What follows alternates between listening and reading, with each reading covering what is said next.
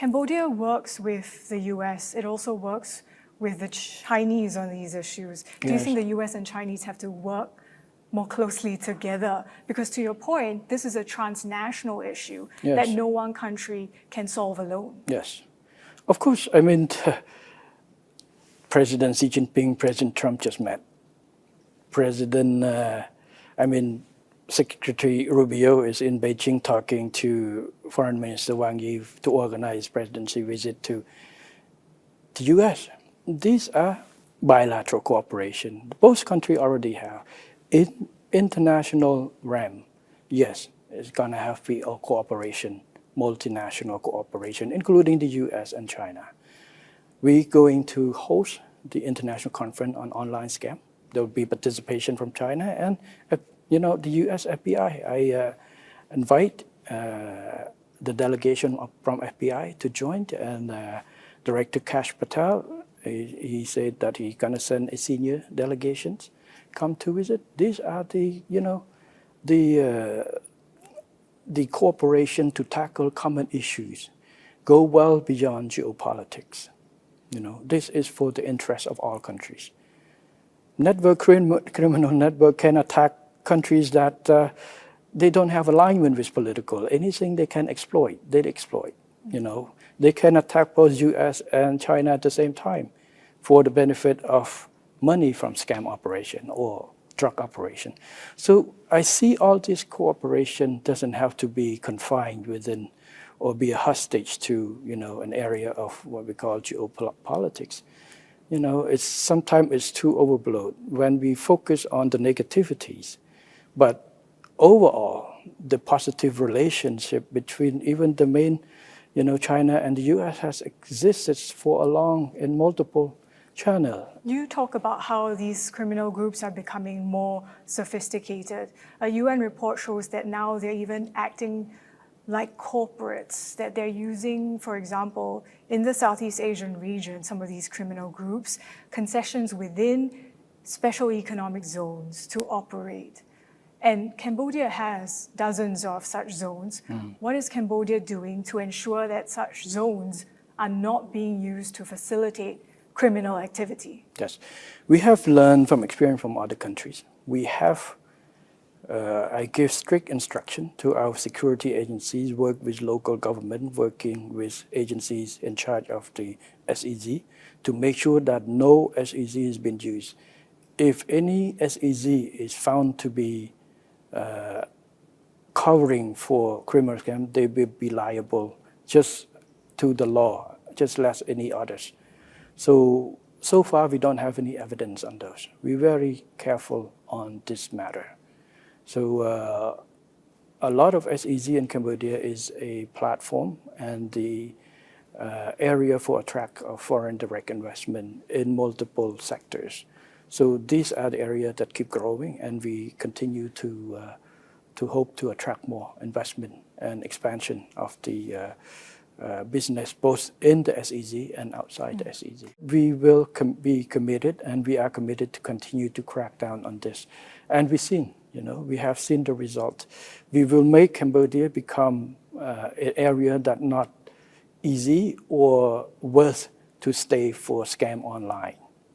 This is what our commitment, and we will continue to do so. Thailand has halted discussions on the border issues as Cambodia sought UN talks on the maritime dispute.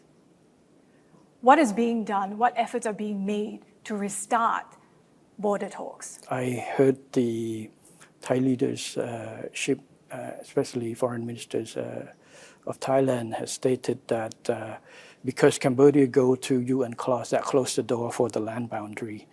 This statement, I like to say, a little bit inaccurate and a little bit unfair, based on two reasons. One, the reason why we go to the UN clause compulsory reconciliation is because Thailand has decided to cancel the only existing bilateral agreement between Cambodia and Thailand on maritime, MOU 2001, which for 16 years, for 15 years, that both Cambodia and various Thai government, about 13, over 10 governments, have continued to try to work based on that, try to find solution.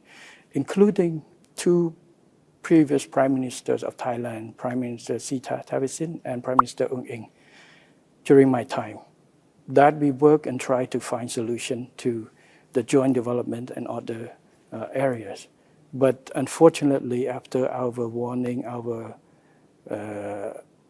request that Thailand not to cancel the MOU 2001, Thailand government continued to cancel anyway. So we have no choice but to go to the conciliation. Second, there's no conditions, no agreement or anything before. There also seems to be misalignment between Thailand and Cambodia on what the UN talks should focus on. Thailand wants to focus and discuss the redrawing of maritime boundaries, yes, while Cambodia wants to focus on the joint development of these overlapping areas. As a gesture of goodwill, might Cambodia consider confining the scope of discussions to a resolution on maritime boundaries? I think this point is too early. We need to go on, agree on the process of appointing the judge. Now we are working on the chairman. We have nominated two of the judges each side, and we need the chairman of the judge, the fifth judge, and we're still working on that. So confining the scope of discussion for now is not something Cambodia would It's not consider. something that we have posed our two proposal for delimitation and the delimitation and also the joint development area for the decisions. But like I say, for now at this stage, let's focus on getting the process moving. And Senator Lee Yong-pat has been sanctioned by the U.S. for forced criminality. Senator Kok An has been sanctioned by the U.S. for hosting human trafficking. How fair do you think these U.S. actions were?